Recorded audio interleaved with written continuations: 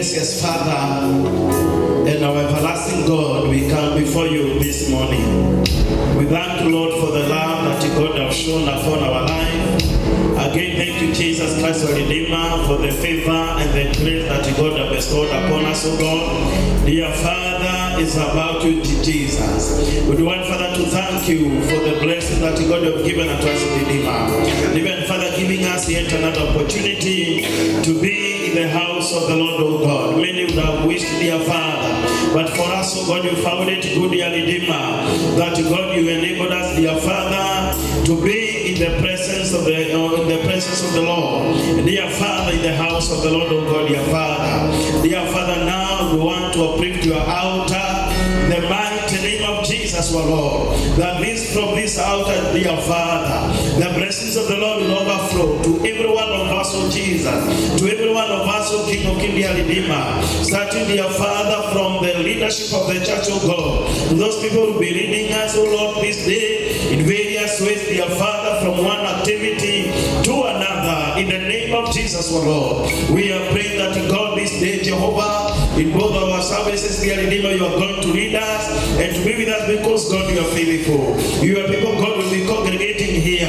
They will be coming, dear Father, expecting from you, Jehovah. We know that God, you are the Lord who understands all the season, dear Redeemer, because God, you are the Alpha and Omega, the beginning and the end, oh God, dear Father. And that God, nothing happened, dear Father, without your knowledge, Jehovah God. Because, Father, nothing ever get you by surprise, oh God. We are here, Father, we know that every one of us, oh dear Master, those who are here, those who will be joining us, oh God, none of us have issues, dear Master, that God you don't know, and that the issues that God you don't understand, Jehovah. And we come before you, God, for the Bible reminds us that God, we cast all of anxieties and worries that you, dear Father, for Lord you care, Jehovah. We are here, God, dear Father, our bodies are paining, our hearts, dear Redeemer, our heart in Jehovah. We are worried, oh God, we are stressed because of various things, dear Lord, of friend, dear Master. But we thank you, God, because God, you are always ready to handle our wishes, oh God,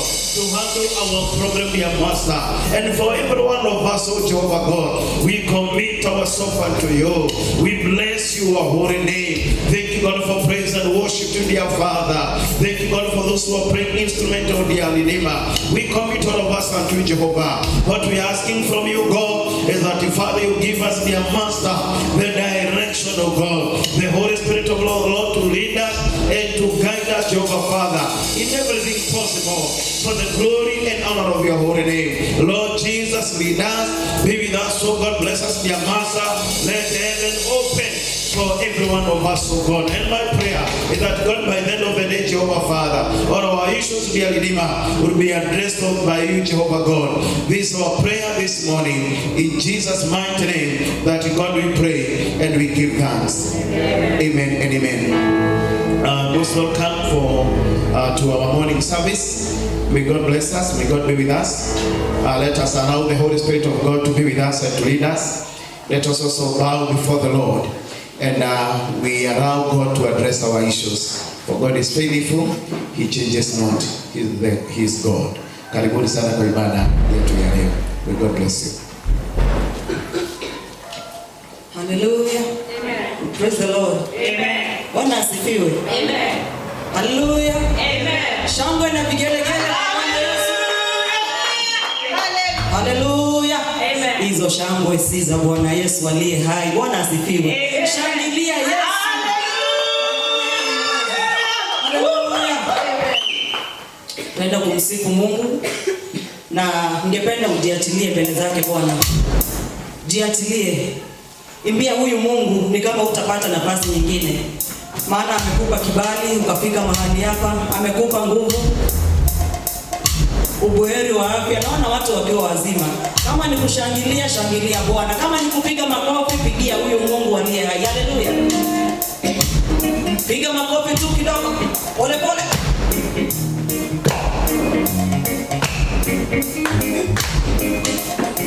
Amesema tusipomsifu atainua mawe ya msifu. Je, utakubali hilo ukiwa hai? Utakubali hilo ukiwa hai? Mungu amekupa kinywa. Msifu ni kama utasifu tena. kuchukua hii nafasi ni kama hutaipata tena. Haleluya. Amen.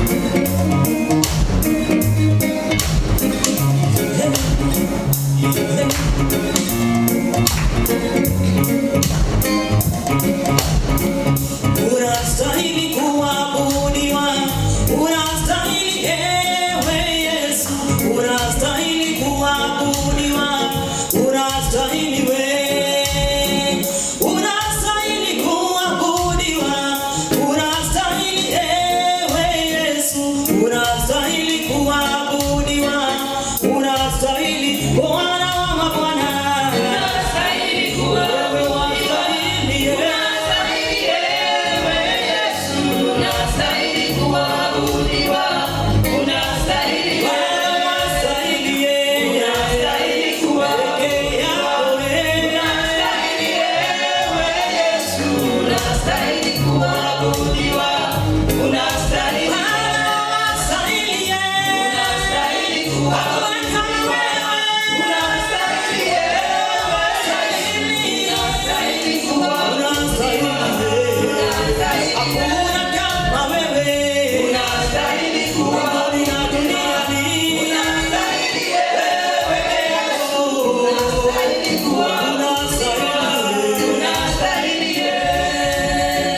Unastahili kuinuliwa, unastahili Yesu, unastahili kuinuliwa, unastahili, wastahili Bwana,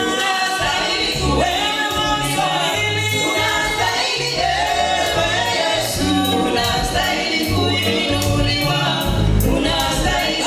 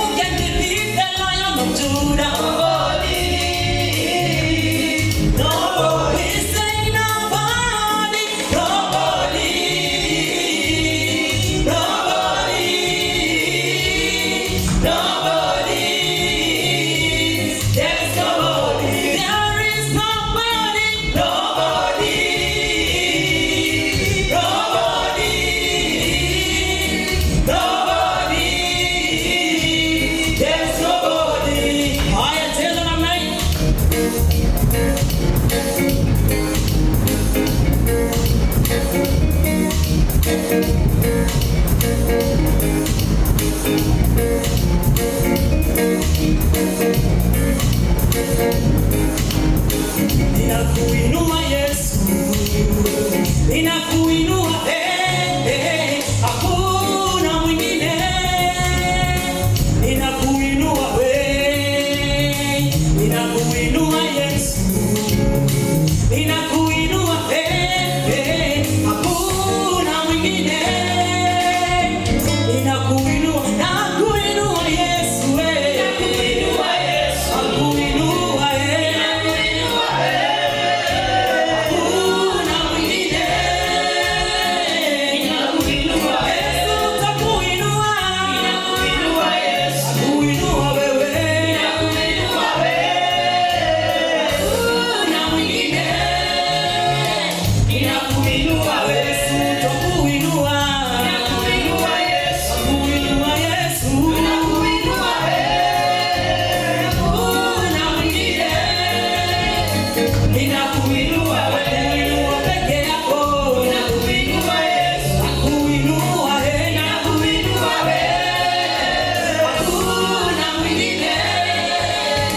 ninakuinua wewe peke yako, ninakuinua Yesu, nakuinua wewe, ninakuinua wewe, na mwingine ninakuinua wewe. Makofi ya juu kwa Yesu, piga makofi ya juu kwa Yesu.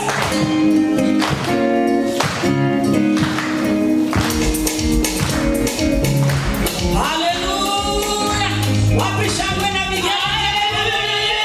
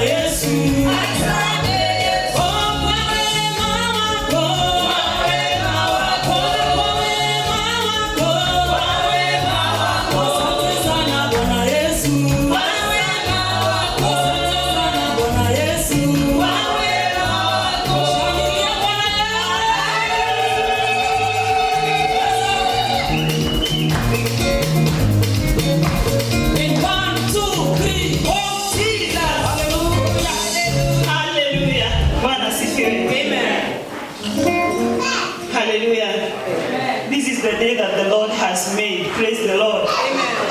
How many are ready to worship God this morning? Hallelujah. I was reading about this woman who had the issue of the blood. Bwana asifiwe. He had this issue for 12 years. And the Bible records that he had sought her healing through many ways. Bwana asifiwe. And she had used all her money. But she heard that Jesus was passing by. And the sickness she was suffering from, it was a shameful sickness. Bwana asifiwe. But there was something that was in this woman.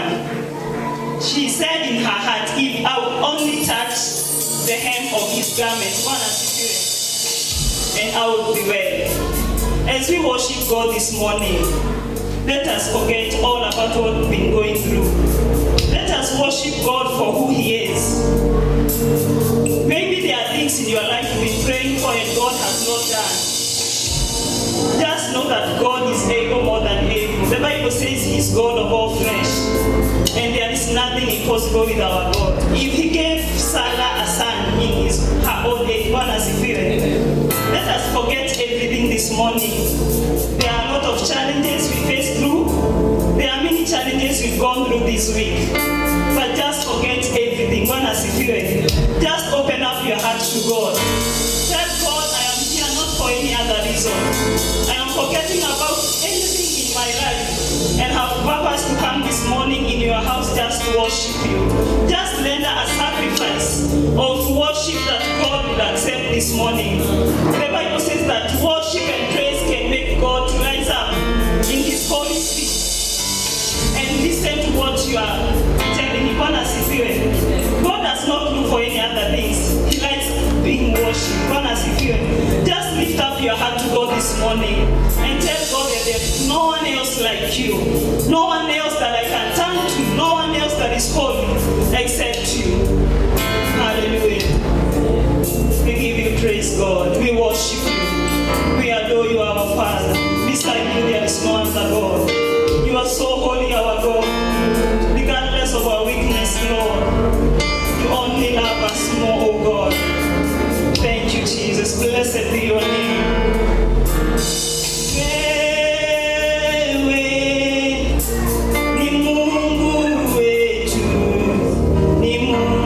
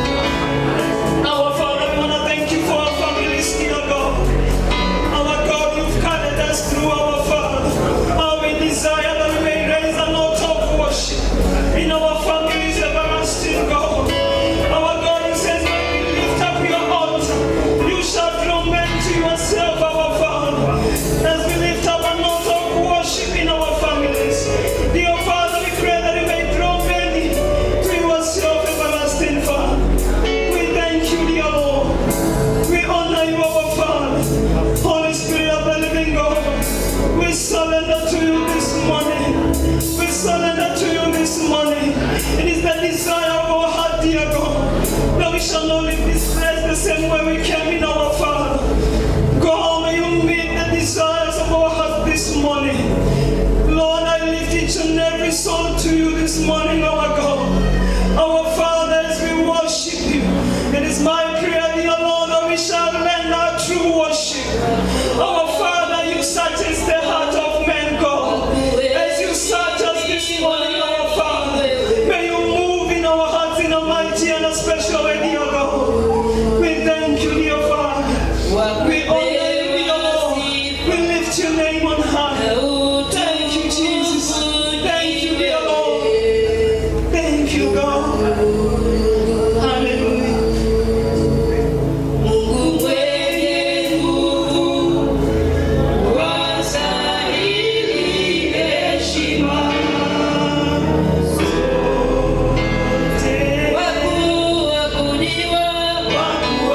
Wakuabudiwa, wakuheshimiwa ni wewe.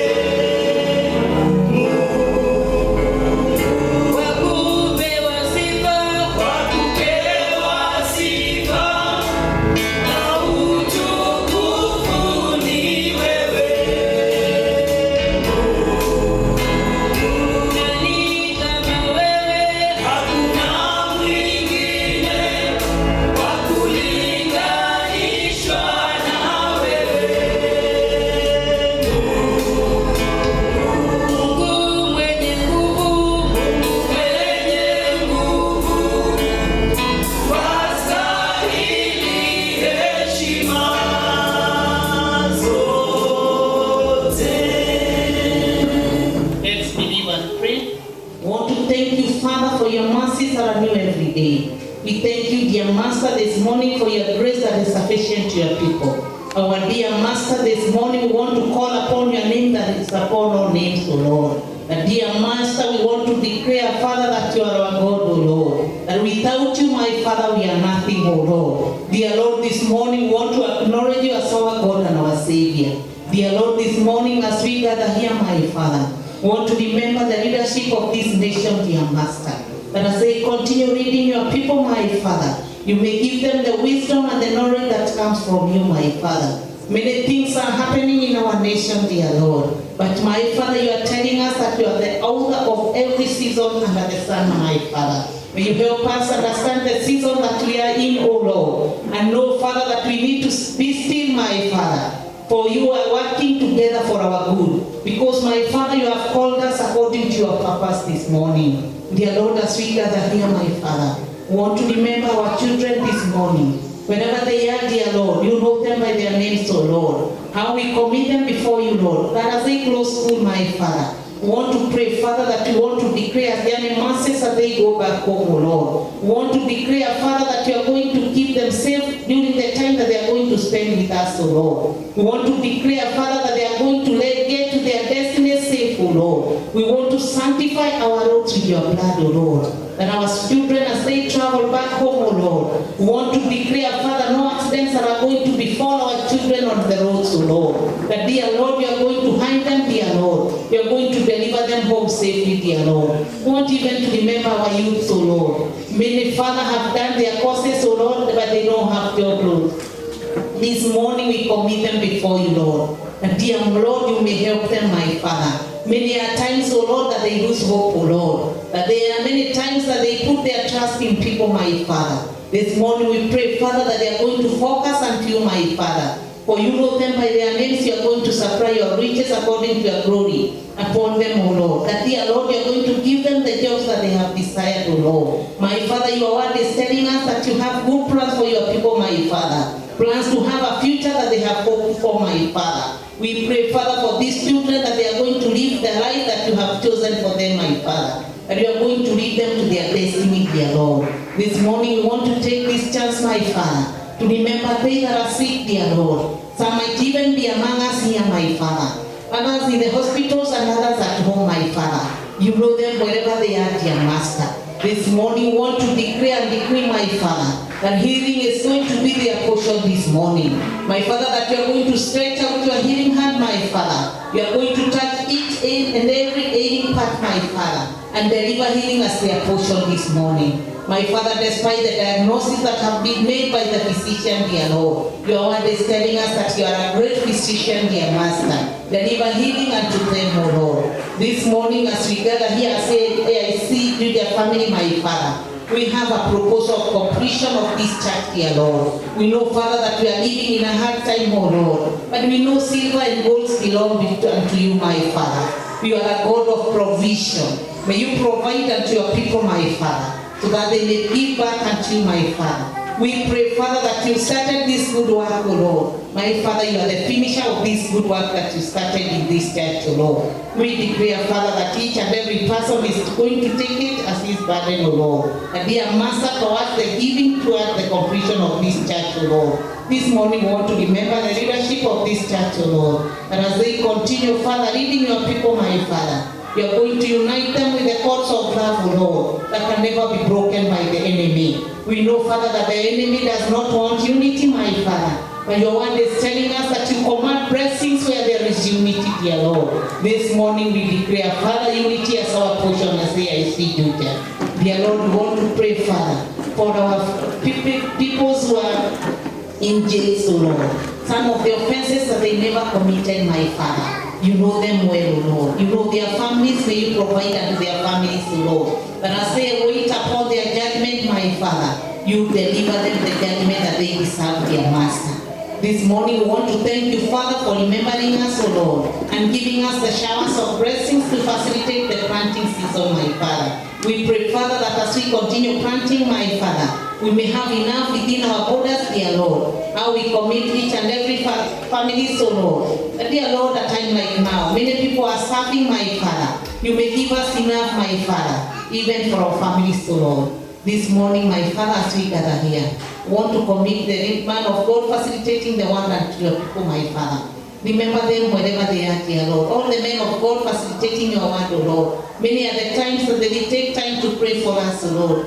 But many are the times that we forget to pray for them. May you remember them and their families, O Lord. May you provide unto them and their families, O Lord. We commit them before you, Lord. And you may bless them, O Lord. How we commit this day before you, Lord. As we submit ourselves unto you, my Father.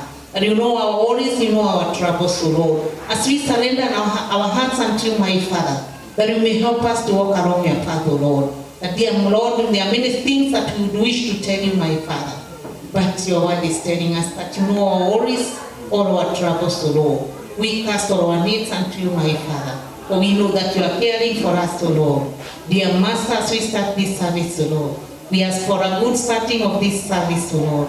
We have to ask for a good ending, O Lord. And as we see the end of this service, my Father, may you receive all the honor, may you receive all the glory. For this is our humble prayer. In Jesus' name we pray. Amen. Our Father who is in heaven, hallowed be thy name. Thy kingdom come. Thy will be done on earth as it is in heaven. Give us this day our daily bread, and you forgive us our trespasses, as we forgive those who trespass against us. Lead us not into temptation, but deliver us from evil. For thine is the kingdom, the power, and the glory, forever and ever. Amen. I would like to welcome each and every one of you in our first service. Who are outside, please come in so that we can start together. It's time for first reading. So whoever has that, please come forward.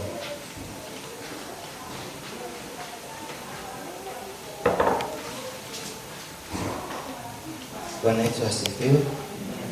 Praise the Lord, church. Amen. Praise the Lord. Amen. Our first reading comes from the book of Judges, chapter 6, verse 1 through 16. Judges, chapter 6, verse 1 through 16.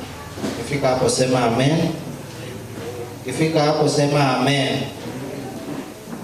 The Israelites did evil in the eyes of the Lord. And for 7 years, he gave them into the hands of the Midianites.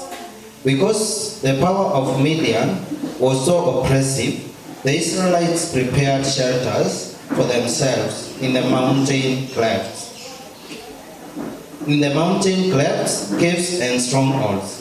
Whenever the Israelites planted their crops, the Midianites, Amalekites, and other eastern peoples invaded the country. They camped on the land and ruined the crops all the way to Gaza, and did not spare a living thing for Israel, neither sheep, nor cattle, nor donkeys. They came up with their livestock and their tenants like swarms of locusts. It was impossible to count them, or their camels. They invaded the land to ravage it. Midian so impoverished the Israelites that they cried out to the Lord for help. When the Israelites cried out to the Lord because of Midian, he sent them a prophet who said, "This is what the Lord, the God of Israel says. I brought you up out of Egypt, out of the land of slavery. I rescued you from the hand of Egyptians, and I delivered you from the hand of other oppressors. I drove them out before you and gave you their land. I said to you, I am the Lord your God. Do not worship the gods of the Amorites. In whose land you live, but you have not listened to me." The angel of the Lord came and sat down under the oak in Ophrah that belonged to Joash and Abiezrite. The angel of the Lord came and sat down under the oak in Ophrah that belonged to Joash the Abiezrite, where his son Gideon was threshing wheat in a winepress to keep it from the Midianites. When the angel of the Lord appeared to Gideon, he said, "The Lord is with you, mighty warrior." "Pardon me, my Lord," Gideon replied, but if the Lord is with us, why has all this happened to us? Where are all his wonders that our ancestors told us about when they said, "Did not the Lord bring us up out of Egypt?" But now the Lord has abandoned us and given us into the hand of Midian. The Lord turned to him and said, "Go in the strength you have and save Israel out of Midian's hand. Am I not sending you?" "Pardon me, my Lord," Gideon replied, "but how can I save Israel? My clan is the weakest in Manasseh, and I am the least in the family." The Lord answered, "I will be with you, and you will strike down all the Midianites, leaving none alive." May the Lord bless his word. Tunamwambia, umetukuzwa Bwana wangu Yesu, upokee sifa za mioyo yetu. Haleluya.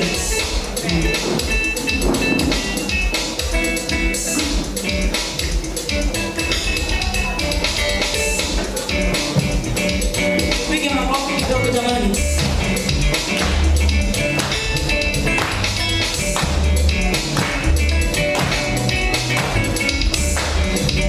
Umetukuzwa Bwana wangu Yesu, pokea sifa za moyo wangu. Umetukuzwa Bwana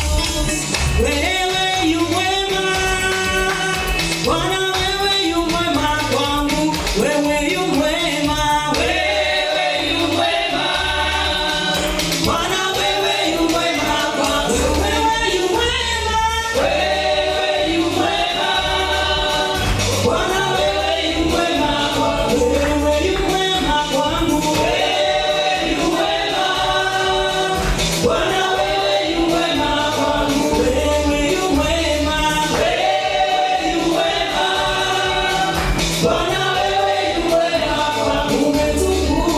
Umetukuza Bwana wangu Yesu. Pokea sifa za moyo wangu. Umetukuza Bwana wangu Yesu. Pokea sifa za moyo wangu. Umetukuza Bwana wangu Yesu. Pokea sifa za moyo wangu.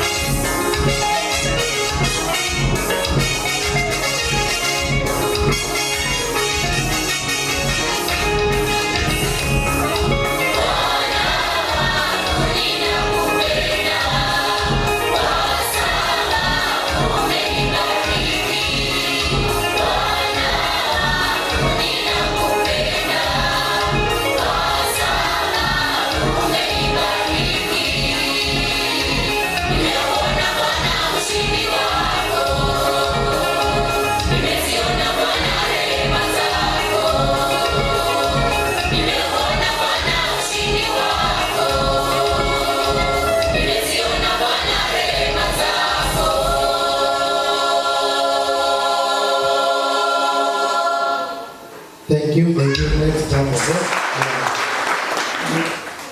Tunaenda kwa somo la pili. Whoever has the second reading, please come forward.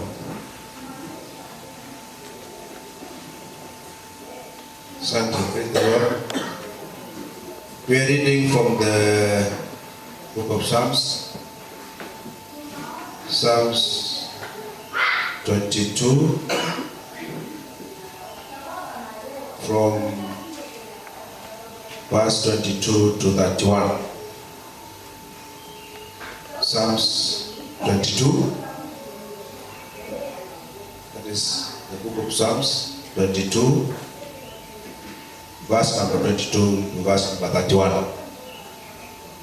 I'm reading, the version I'm reading is the New International Version, NIV. You might be having a different version, so I'm reading from NIV. And I read, this is the word of the Lord, that I will declare your name to my people. In the assembly, I will praise you. You who fear the Lord, praise him. All you descendants of Jacob, honor him. Revere him, all you descendants of Israel. For he has not despised or scorned the suffering of the afflicted one. He has not hidden his face from him. He has listened to his cry for help. Number 25. From you comes the theme of my praise in the great assembly. Before those who fear you, I will fulfill my vows. The poor will eat and be satisfied. Those who seek the Lord will praise him. May your hearts live forever. 27. All the ends of the earth will remember and turn to the Lord, and all the families of the nations will now bow down before him. For dominion belongs to the Lord, and he rules over the nations. All the rich of the earth will feast and worship.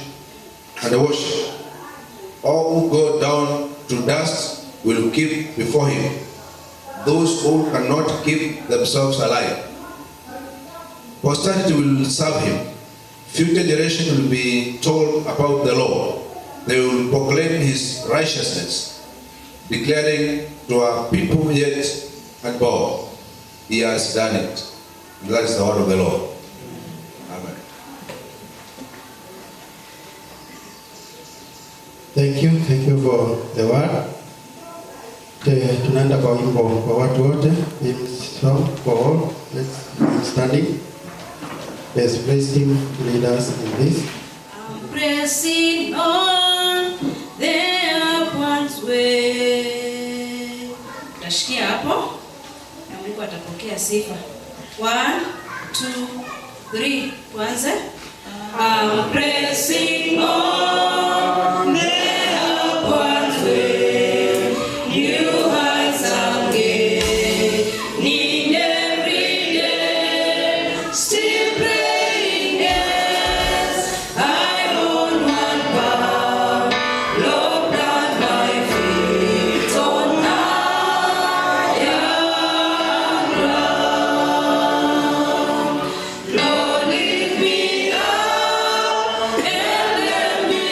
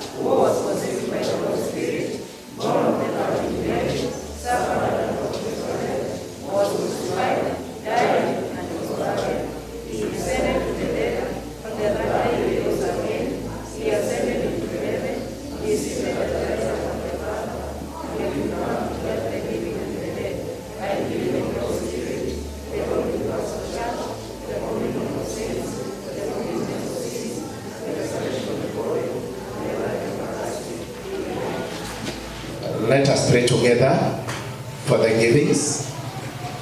Gracious Father, in the name of Jesus, we thank you this morning. We bless your holy name because, God, you are faithful. You prepared this day, and God, we are here and we are grateful. Lord, as we bring our offerings and every other form of giving that, God, you have prepared us to give this day, we are asking that, God, you may accept from us, receive from us, oh God, and that, Father, in return, you bless your people, you bless the church, you bless our families, you bless our children, dear Redeemer. We want to give you a special thanks, oh God. Since the year began to this far, you have been so gracious. You have been so generous. Lord, you have supported us. We are here because, God, you have made it possible for all of us to be here. Thank you for every one of us. Yeah, thank you, Jesus, for even our businesses and every other thing that you do for the earning. Lord, we pray that you bless us and be with us. And this is our humble prayer in Jesus' mighty name, that, God, we pray and give thanks. Amen and amen. Karibuni kwa sababu ya matoleo ya sadaka. We have the men's provision, the women provision, and the youth provision. Those of us who have the givings through the M-Pesa, we are doing through the 247-247-977-474. Karibuni sana kwa sababu ya matoleo, na Mungu wa mbingu atatubariki.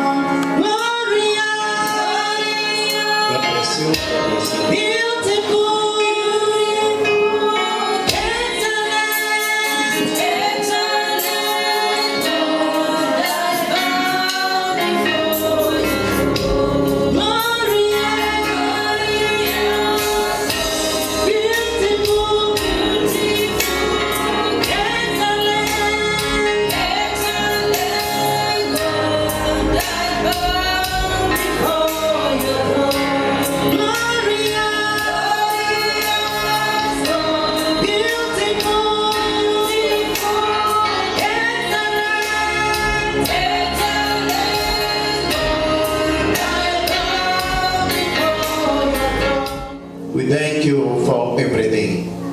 Times and opportunities, Lord, are God-given. And so we thank you for, God, you allowed us this time an opportunity, dear Father, to be in the house of God.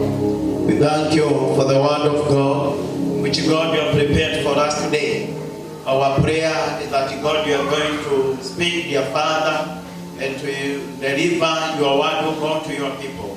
Dear Father, at times that, God, your people are so disturbed, at times that your people, God, could be going through various challenges of life. And Father, we are asking that, God, in Jesus' mighty name, you speak to us, oh Father, through the word of God, that has power to bless, that has power to pray to God, that has power to deliver. The word of God that is powerful, dear Lord, even to heal your people. Father, in the name of our Lord Jesus Christ, our Lord and Savior, we are here, God. We thank you for such a great opportunity to be in the house of the Lord. Father, use me as your vessel to deliver that which, God, you have for your people, God. And when, Father, you speak, our hearts are going to be nourished, our hearts are going to be blessed, dear Father. And dear Lord, we are going to be satisfied in all areas of our life. We thank you, Jesus, for, God, your grace. Thank you, God, for the giving. Bless each and every one of us, oh God, and our families. Thank you, God, dear Father, because, Lord, we are going to meet at us at our very point of need. This is our prayer in Jesus' name. Amen and amen. Bwana asifiwe. I will request that we remain settled and we allow God to speak to us this morning. I'm addressing myself on a topic when tough times comes. When tough times comes. when tough times comes, from the book of Judges 6:1-16. And when I was going through the book of Judges, chapter 6, I was looking at this great man of God, Gideon, a man who came from a smallest clan and the smallest tribe, a man who had no sin at their time, and the kind of tribulation that the Israelites were going through. When I was looking at this, my mind was taken back for those of us who are there in the year 1998, during the time of bomb blast. There was on that very Friday, the 7th of August 1998, it was around 10 to 11 in the morning, and the whole country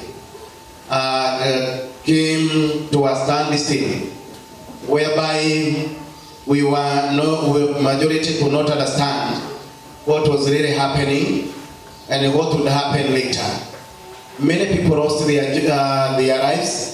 Many people lost their families, their loved ones. Many people lost jobs and the businesses. And in a way, nchi mzima ikakaa kana kwamba ni kama haielewi tuende na njia gani. Not only our country, but also internationally, most of the countries were very disturbed. Church of God, many thought the end has come. Many thought that the end of the world has come.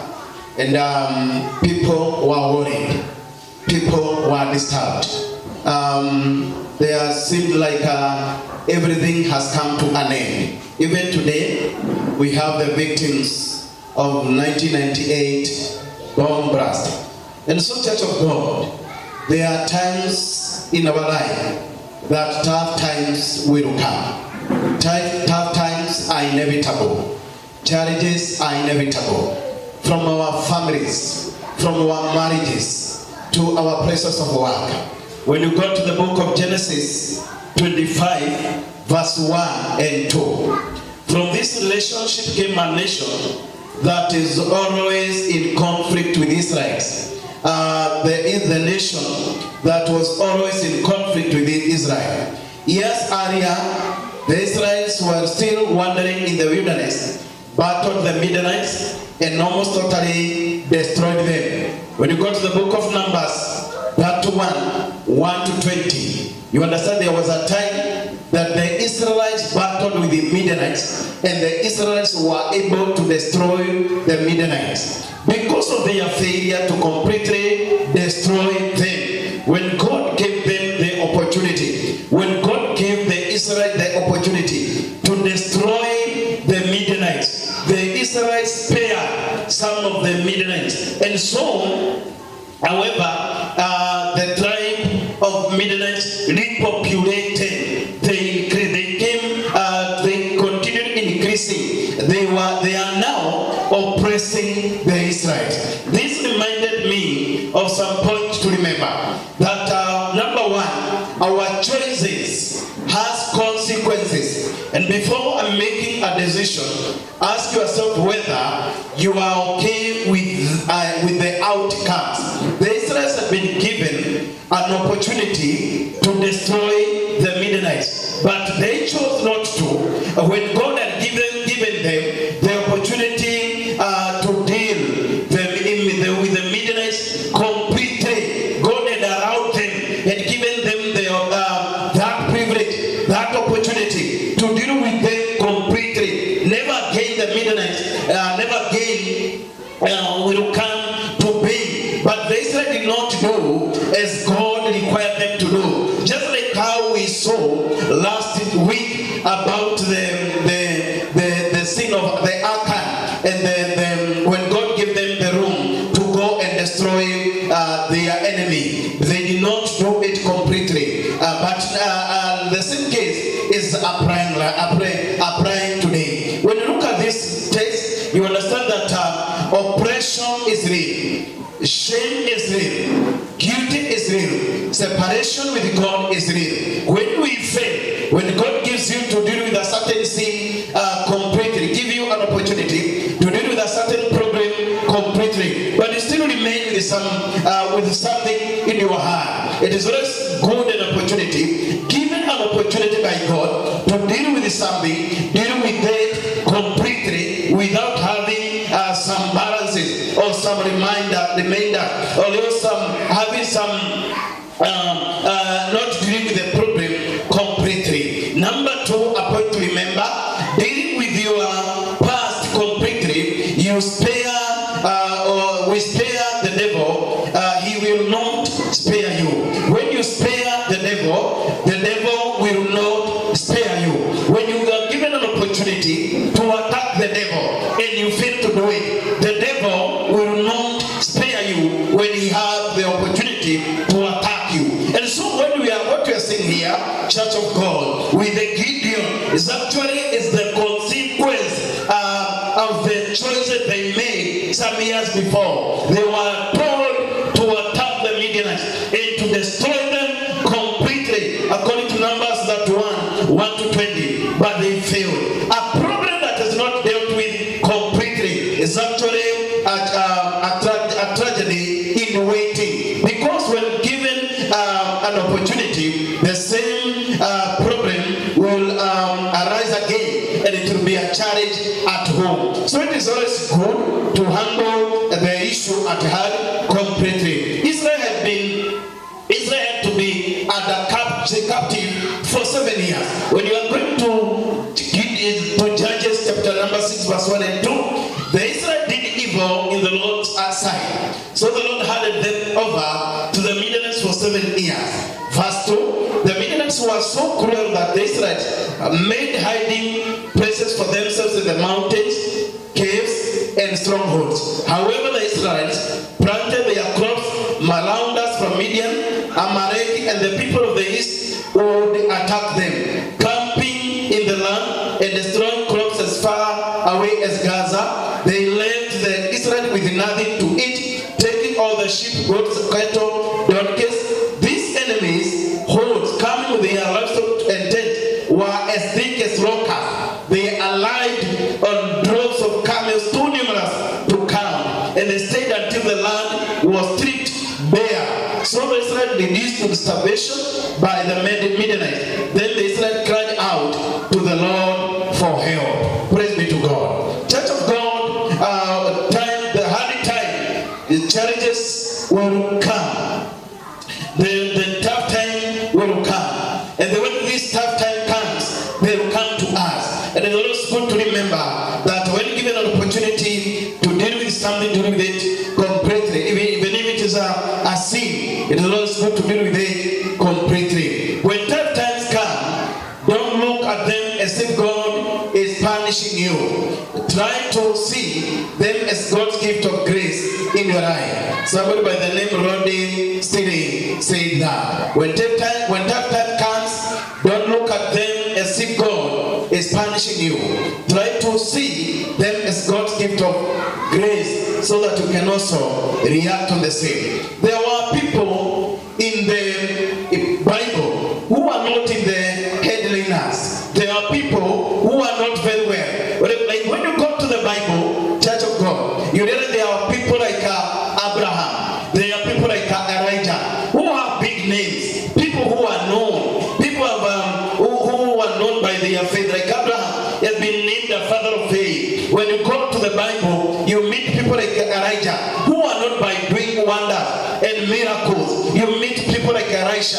When you go to the Bible, you meet people like Moses, who was used by God mightily to deliver the people of Israel. But again here come a man who was quite a hero. A man who had no name, not very famous, not very rich, but people like Gideon who impressed, who had no great name. But he also appeared today teaching us how to trust in God. He is a man listed in Hebrews. When you go to the book of Hebrews, when the heroes of faith are mentioned, even though he's not known by doing great things, this man is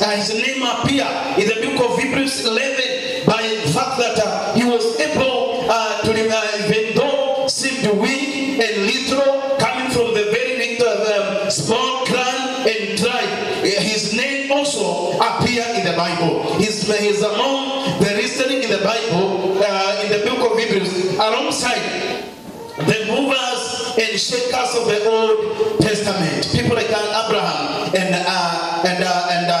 Akina Moses and Akina Elijah, Akina Daniel, those are big names. When we have Gideon in the Bible, though comes from the smallest tribe, though coming from the smallest clan, though he had fear at one time, though he hid from the oppressor, he have given us something to learn from him. And this is what we are getting from this man of God, Gideon. And when tough times come, number one, church of the Lord, is always good to cry to the Lord. We cry to the Lord. When you go to verse 7, the Bible says this. Verse 7 of Judges 6. This is what the Bible says. When they cried out to the Lord because of Midian, the Lord sent a prophet to the Israel. He said, this is what the Lord, the God of Israel says, I brought you up out of slavery in Egypt. I rescued you from the Egyptians and from all who oppressed you. I drove you out to your enemies and gave you their land. I told you, I am the Lord your God. You must not worship the gods of Amorites, in whose land you now live, but you have not listened to me. This was after the Israelites cried to the Lord. Church of God around me say it again, that tough times are inevitable. Challenges will always come.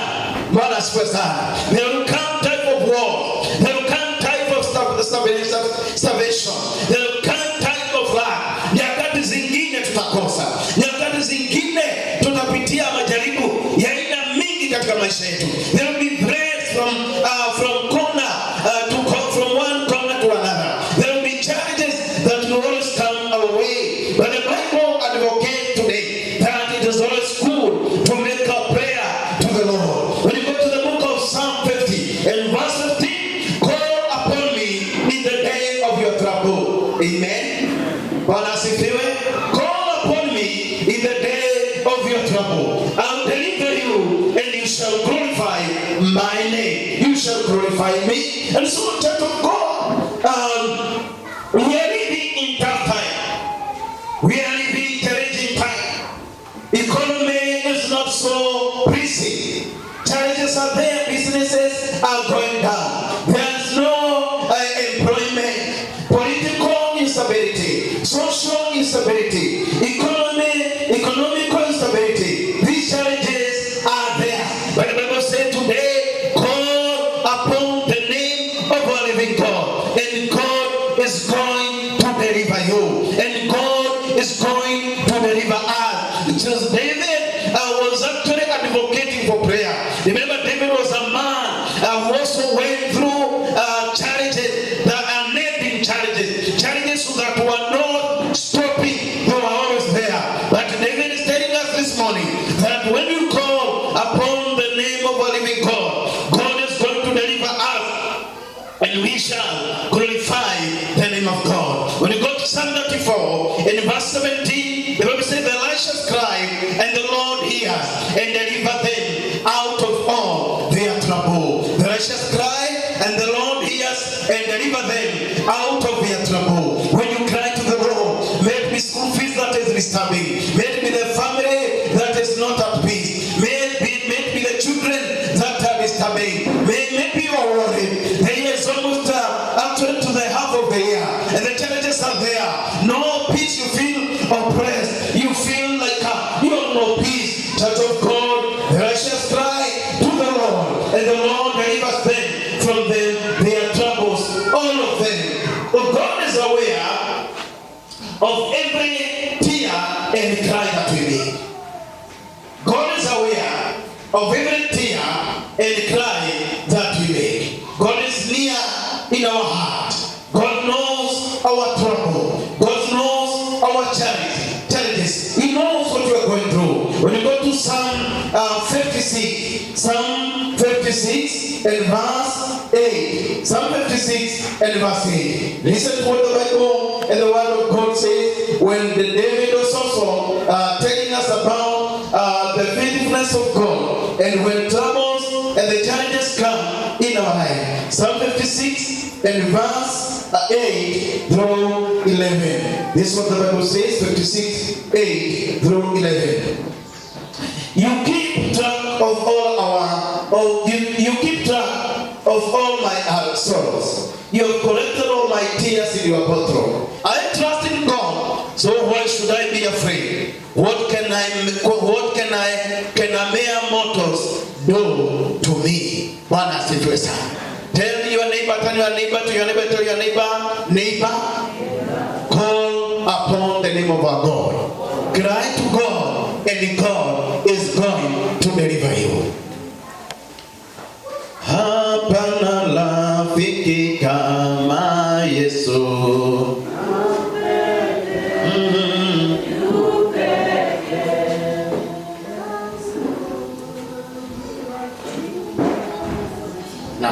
Number 2, when tough times comes, trust God's process. Trust God's process. When tough times comes, trust God's process. When we cry to God, He moves in mercy and love toward us. He works behind the scene for us. God is near, slow to respond to us. He is ever available. When you go to the book of Judges, where we in our main text today, Judges 6 and verse 8 through verse 10. Judges 6, 8 through 10. This is what the Bible says. The Lord sent a prophet to Israel. He said, this is what the Lord, the God of Israel says. I brought you up out of Egypt, in slavery in Egypt. I rescued you from the Egyptians and from all the who oppressed you. I drove you out your enemies and gave you their land. I told you, I am the Lord your God. You must not worship the gods of the Amorites in whose land you now live, but you have not listened. And verse 11, then the angel of the Lord came and sat beneath the great tree at Ophrah, which belonged to Joash of the clan of Abiezer. Gideon son of Joash was threshing wheat at the bottom of the winepress to hid the grain from the Midianites. The angel of the Lord appeared to him and said, mighty hero, the Lord is with you. Bwana asifiwe sana. Mighty hero, the Lord is with you. The entire church of God, when you go through challenges, we feel at times intimidated. We feel frustrated. We feel like you have no energy to continue. There are times that you feel that you can never, possibly maybe you can never face tomorrow. But I'm here, brethren, to assure you that the God's process is trustworthy. That God's process is actually something that you can believe in. That God's process is actually assured that whatever God began in our life, the Bible says that the work I began in you, I, the Lord, I will come to accomplish. The business that God began in us, the work that God began in us, He will bring it to the completion. Praise be to God. If He started a good work in your life, He said that He will deliver you to the Canaan that God is taking up,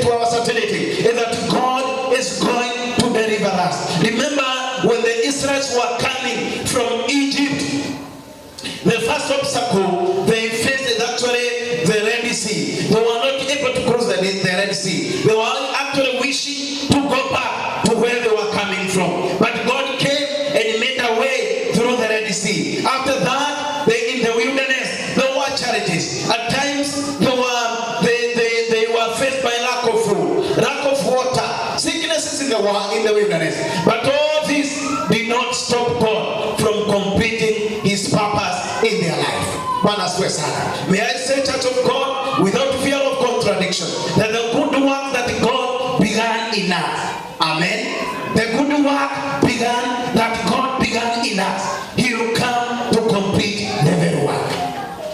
Yes, it's true, challenges are there, and I'm saying that challenges are inevitable. Some challenges will come. There are natural challenges that will come our way.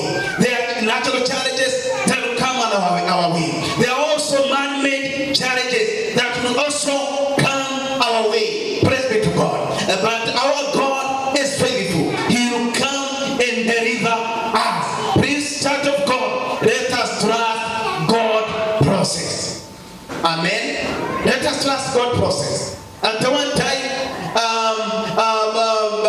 you are faced by the challenge that you don't understand how they are unfolding, how things are happening, happening.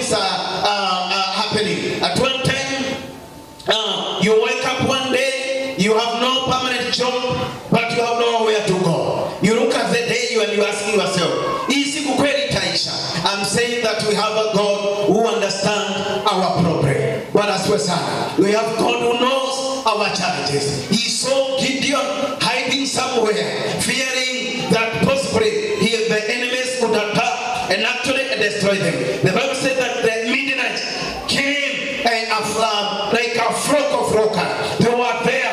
They actually invaded their plantation. They invaded their wheat. They destroyed everything, and the whole land of Israel became bare. But that one did not mean it was their end. Bwana asifiwe sana. Wakati unakutana na shida zinakupata, haimaanishi ya kwamba mwisho wako ndio huo. Hapana. God have the last word. Praise be to God. And so you need to trust God process. You need to trust God process, because the last word God has. Amen. Who has the final say? The final say. Who has the final word? Jehovah, final say. God has the final say. Trust God process. Bwana asifiwe sana. Iwe hata ukijipata jangwani, shukuru Bwana uko pale, amini Mungu atakukomboa. Bwana asifiwe sana. Ukijipata kwa mawe, trust God is going to deliver you, because God has the final say. Amen. Somebody said, I don't know what tomorrow has for me, and I don't know what tomorrow will bring to my life. But I thank God, I know who holds my future. I know who holds tomorrow. Bwana asifiwe sana. Don't be worried, my brothers and sisters. The one who holds tomorrow is in control, and that man is God. Finally, as I finish, number 3, when tough times comes, God uses hard experiences to get our attention. God uses challenges to get our attention. At times we ask ourselves questions: why are we going through such problems? At times we as human beings, we are weak in nature. We are human beings. At times we fall under sin, na tunajipata tunafanya dhambi kwa sababu our nature, we have a nature that actually is prone to sin. But again, church of God, God will use challenges at tough times to get our attention. When you go to verse 1 and 2, this verse tells it all, that the Israel did evil in the Lord's sight. So the Lord handed them over to the Midianites for 7 years. When they sinned against God, when they did evil to God, God handed them over to the Midianites. What was the plan of God? Just to get their attention. Because when they are doing their things, they would forget their God. The Midianites were so cruel that the Israelites made hiding places for themselves in the mountains, caves, and strongholds. And that's why when they prayed God, God came for their deliverance. They are times that God will hand us over to the hands of the enemy. Bwana asifiwe sana. Not that he is planning to finish us. No. Not that he is planning to destroy us. No. He will hand us over to the hands of the enemy. Bwana asifiwe sana. because He needs our attention. Praise be to God. Let be happy, brethren, when we are tempted, when we are challenged. Sometimes we look like we don't need God. We become self-sufficient. That is the time that God will do something to get our attention, including sicknesses, including challenges. You look at us and like, hao watu wamesahau kuomba. You bring, ataleta kitu ili tuzame katika maombi na tutafute uso wa Bwana. When God will bring challenges just to challenge us. Proverbs 3:11. Proverbs 3:11. This is what the Bible, the Word of God says. Proverbs 3 and verse 11. The Word of God says this. I request to read. Verse 11. My child, don't reject the Lord's discipline, and don't be upset when He corrects you. For the Lord will correct those He loves, just as a father corrects a child in whom He delights. Bwana Yesu Kristo apewe sifa sana. Yeah. God corrects those He loves. So at times the challenges that we go through, it could be a correction, it could be a rebuke, it could be a discipline. And the Bible encourages us to allow God and to be happy when we are challenged. Bwana asifiwe sana. God whispers to us in our pressures, or speak in our counsel, speak in our conscience, but shout in our pain. He shout in our pain. Somebody say that. It is when we go through the challenges, God is at that particular time when we are running away from Him, He will shout at us because He needs us back to Him. Bwana asifiwe sana. God needs us back to Him. So don't look at the challenges with a negative eye. Allow the challenges to come. When the fights come, when worries come, when we face various challenges, James said, when advocating for the Christians to endure challenges in this life, this word the Apostle James is telling the church in the Asia Minor, the Christians who are going through challenges of life, James, through the remembrance of the Holy Spirit, according to James 1 and verse 2, this is what the Bible says. Dear brothers and sisters, when troubles come your way, consider it an opportunity for great joy. Amen. Amen. So let us allow challenges. Challenges comes. God is so faithful because He will not allow us be destroyed by the very challenges that He has allowed them to come in our life. Bwana asifiwe sana. You have waited for something for too long, and you're almost giving up. Don't give up. God knows the reason as to why that challenge come to your life. Bwana asifiwe sana. He also know kwa nini hiyo shida haishi, kwa nini bado iko pale, anaelewa. So be grateful. Thank God and pray that God, when His time comes, He will deliver you. He will help you. He will help you to overcome. May God bless you, Church of God. May God give you the grace to overcome the challenges of this life. I want to conclude by saying, challenges as a believers are inevitable. Shida lazima zitatupata. Simama na mtu.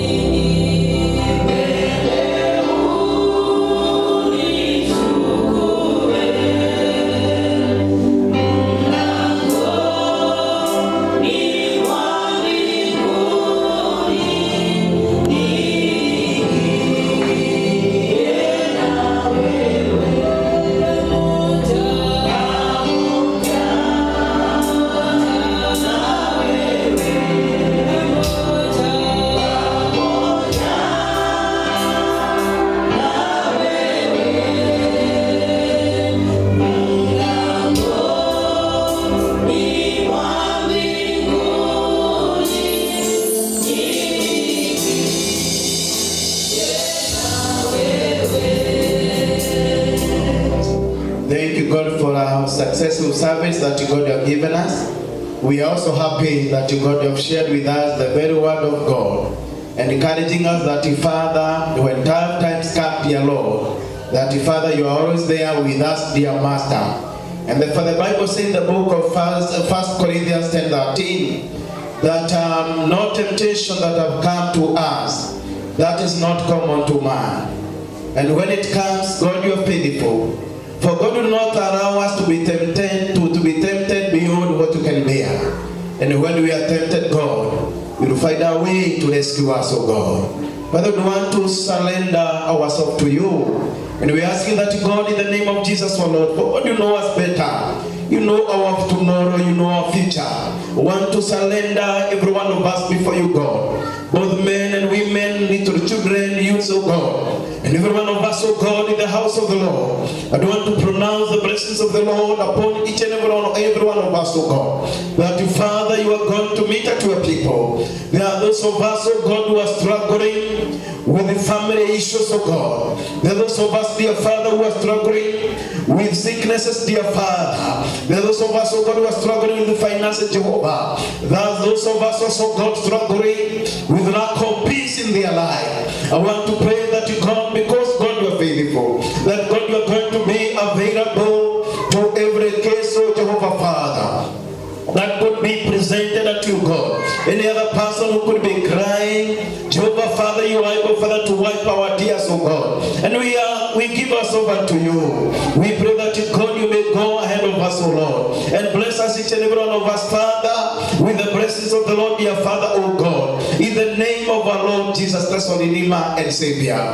Bwana mabwana ni asanti, maana Baba unatupenda. Enda Baba wetu wa mbingu katuachilie na baraka zako Baba na neema yako Mungu. Boma zetu zikabarikiwe na Bwana mabwana. Watoto wetu wakabarikiwe na Mungu wetu wa mbingu. Waume wetu, wake zetu Bwana. Tulinde Baba na utuhifadhi katika jina la Yesu Kristo. Nataka nikushukuru Bwana, maana Baba watujua vyema na unatuelewa vizuri Mungu. Naachilia kazi yako mikononi mwako mitakatifu. Yesu Kristo, jua kazi yako Bwana, maana ulianzisha kazi njema ndani yetu.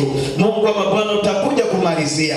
Nataka kuachilia kazi yako mikononi mwako, and especially Mungu wa mabwana, sababu ya hili kanisa. Nataka Baba kulipeana kwako mikononi. Bwana wetu, watujua vyema, wajua mafikira yetu Bwana, wajua mawazo yetu Mungu wa mabwana. Unajua nini naopita katika mawazo yetu. Mungu wa mabwana, tukumbuke na utulinde katika jina la Yesu Kristo Jehova. Mungu wa mabwana, tunaishi nyakati za mwisho, na Mungu wa mabwana, tunaishi dunia ambayo imejaa maovu. Wakati mwingine Baba Mungu, hatujui kama wanadamu ni yapi ambayo inaendelea katika ulimwengu wa giza, lakini Baba tutaogopa, maana Yesu Kristo wewe ndiye nuru yetu. Bwana mabwana, wewe ni mwanga na wokovu wetu katika maisha yetu. Hivyo basi watu wajiachilie mikononi mwako, ukatulinde Bwana mabwana. Hatutaogopa, maana Baba uko pamoja nasi. Tuachilie na baraka zako siku ya leo, zikatutoshe wiki mzima Bwana. Ukatuhifadhi vizuri Mungu, hadi wakati mwingine Bwana tuko wazima. Sifa zote na shukrani Mungu wa mabwana zikurudie. Tunaposafiri barabarani Bwana wetu ukatulinde. Tunapofanya kazi yetu Mungu Baba ukatulinde Bwana. Wale wagonjwa Baba ukawaponye na ukawakomboe Bwana. Walio na shida za maisha Mungu ukutane na wao kwa jina la Yesu Kristo. Mungu wewe ni mwenye huruma na ni mwenye neema Baba. Wewe ni Mungu wetu Baba na Bwana, hautaadhibu na mahasira Baba, bali wakati wa kuadhibu kumbuka huruma zako na neema zako Bwana. Na ni kwa jina la Yesu Kristo Mungu ndiposa Baba tunaomba na hata kuamini. Amen, amen. Uko pale na haujaokoka, na Mungu wetu ni mwenye huruma na mwenye neema. Unamwambia Yesu, niokoe, niko hapa, kwa ishara mkono. Ningependa kumrudia Yesu. Zima ili peanwa bure, yule atakaye atapata bure. Baba ni asante kwa sababu ya neno lako. Unatujua vizuri Bwana, unatuelewa. Zidi kutubariki Bwana, na uzidi kutuachilia na baraka zako. Kwa jina la Yesu Kristo Mungu Bwana wetu tunaomba na atakuamini. Amen. Kwa sababu ya neema kwa Mungu wetu ametupea na baraka ambazo Mungu wetu ametupea, Mungu akawabariki kwa kazi zenu, biashara zenu, kwa njia zenu, muende na mkaone Mungu. Bwana asifiwe sana. Tuzidi na kuombeana na kuombea kazi ya Mungu, na tukakumbuke mambo ambayo Mungu ametupa. Ametupea very great opportunity ya kufanya kazi ya Bwana, na nafasi ambayo tumepewa ya kufanya kazi ya Bwana haiko na watu wengi. Simame tuseme neema. And now the grace of our Lord Jesus Christ and the love of God and the fellowship of the Holy Spirit be with us now and forevermore.